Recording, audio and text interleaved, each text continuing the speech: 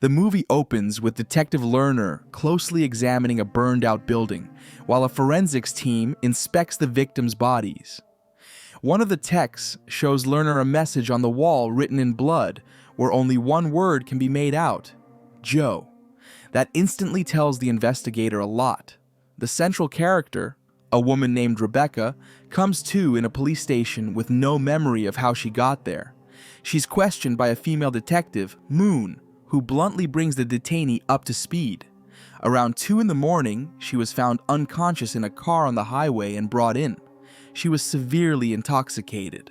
Bit by bit, Rebecca starts to remember. The night before, she had way too much wine at a bar.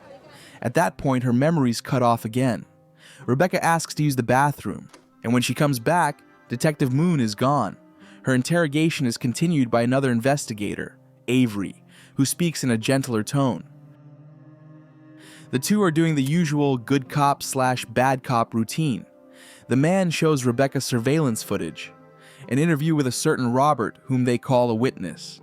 That name triggers a new wave of memories, because she really did meet this man at the bar last night.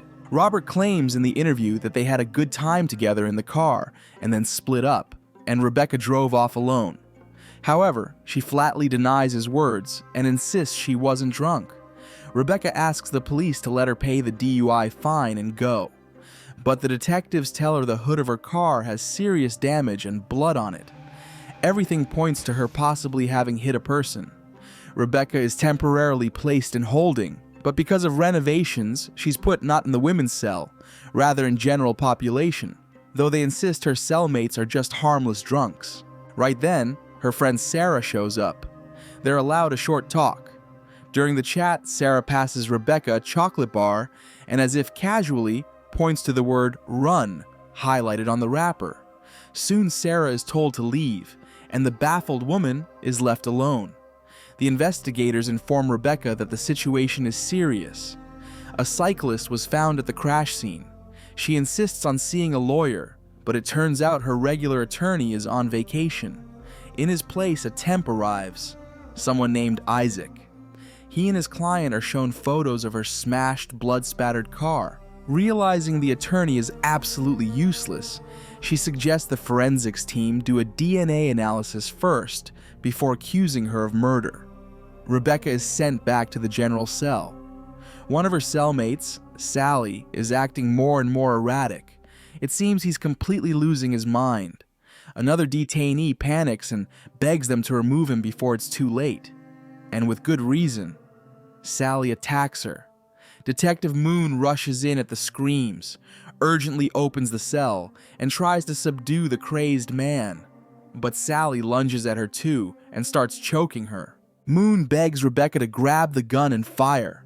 Rebecca shoots but misses. The bullet hits the detective square in the chest. Then a stunned Avery bursts into the cell, but he doesn't manage to save his partner, and she dies in his arms. The investigator leads a shaking Rebecca into an interview room and sharply orders her to sit. He accuses her of killing a police officer and threatens life in prison. In desperation, Rebecca offers him a bribe, $1 million.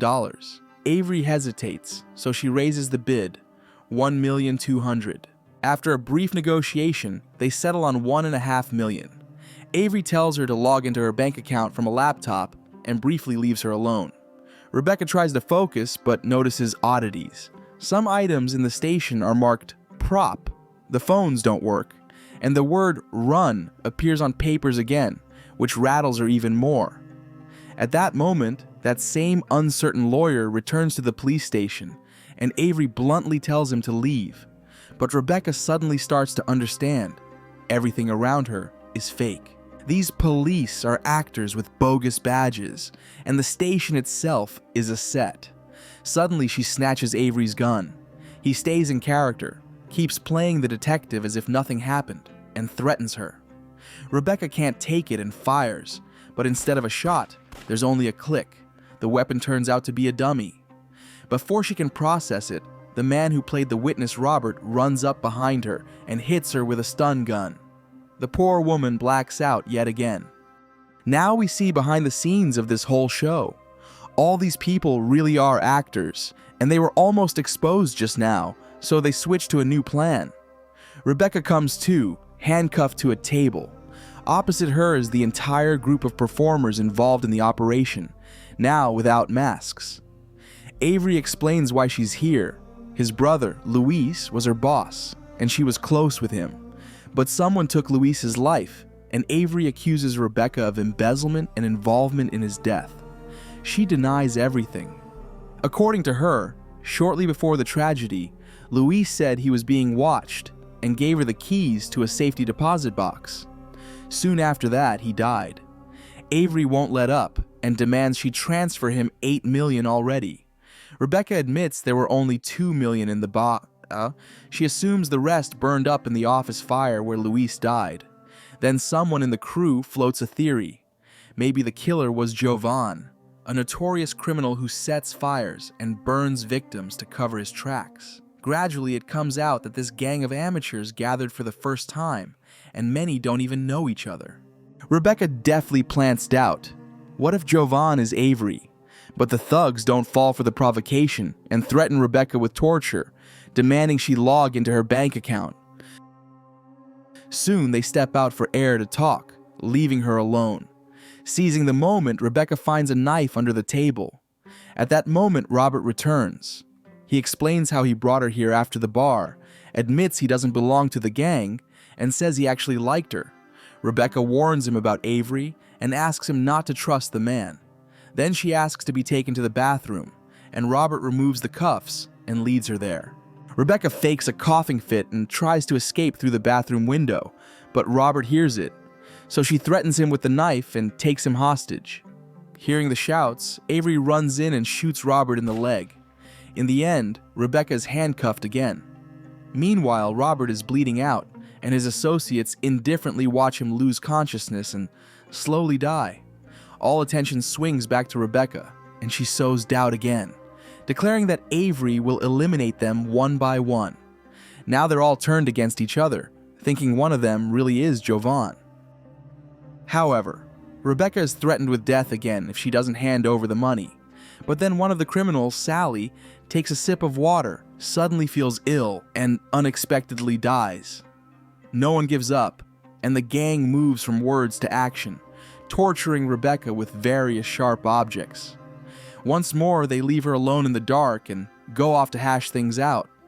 But suddenly, there's knocking at the door. It turns out the building is scheduled for demolition in an hour. Avery gives Isaac a gun and goes back to Rebecca himself. She doesn't yield to persuasion, so they bring in Rebecca's friend Sarah, tied up. Her mouth is taped. It comes out that Sarah was involved in this job too, and even played along with the gang, but at some point, she just vanished, refusing to cooperate. Then Rebecca begs them to let Sarah go, since they barely know each other, and the woman knows nothing. Avery threatens to kill Sarah if Rebecca doesn't transfer the money. Enraged, he shoots the poor woman in the leg, and then points the gun at her temple. That's when the long resurrected moon steps in and starts to lose her nerve.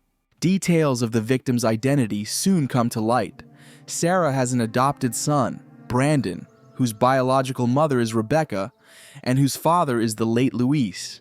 The infant himself also had to be brought to this building, but Avery assures Moon, who's cooing over the baby, that nothing will happen to him if they aren't forced to act. A split brews among the crooks. There are more and more suspicions about Avery. He needs to be eliminated fast before he gets rid of them himself.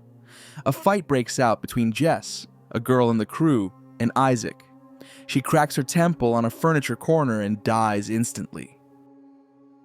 Avery wheels the baby stroller up to Rebecca and demands she leave the child as collateral until she produces the money. She stays silent, unable to answer. Then Avery suddenly pulls a gun and fires into the stroller. Rebecca has a breakdown. She rushes to the stroller and sees only a regular toy there. The psychological trick works. The victim seems utterly broken. The horror she's lived through forces her to do anything, so the real baby won't be harmed. Then, the 3 surviving gang members return to the room, expecting Rebecca to finally transfer the money. Suddenly, Isaac admits Jess is dead. The tension hits the ceiling. Everyone points a weapon at everyone else. The situation boils over. Moon urges Isaac to lower the gun, and he reluctantly obeys, but right after that, Avery kills him. A tussle erupts. Sarah gets free of her bonds, and Avery attacks Moon. A fight starts, while Rebecca tries to flee. Avery kills the last of the crew and comes back to Rebecca. She smiles and explains exactly how she killed Sally. She dumped a horse dose of sedative into his coffee. But that's not all. Rebecca confesses she also helped Robert die by jamming a knife into his bullet-torn leg, hitting the femoral artery. She did the same to the dying Isaac. Panicking, Avery starts shooting at her, but the gun is loaded with blanks. And the real one is already in Rebecca's hands. She managed to free herself. With a single shot, she finishes Avery too. At last, Rebecca takes the baby and is about to leave when Sarah speaks up. She managed to call the police and report all the horrors happening here. However, Rebecca has to get rid of her as well. Avery is still conscious when she pours gasoline across the floor. He begs her for mercy, and then she calmly admits, "Rebecca isn't my name." Avery realizes in horror. The person before him is Jovan himself. The fake Rebecca strikes a match, and flames swallow the building in an instant. The last thing Avery manages is to scrawl one word on the wall in blood with a trembling hand: Joe. The scene returns to the beginning of the film.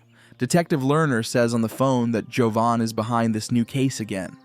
And Rebecca takes the child, grabs forged documents, and drives off, as always covering her tracks with care. This is the end of the film. Thank you all for watching this video to the end. Give this video a like. Write in the comments what you think about this film, and see you in new videos.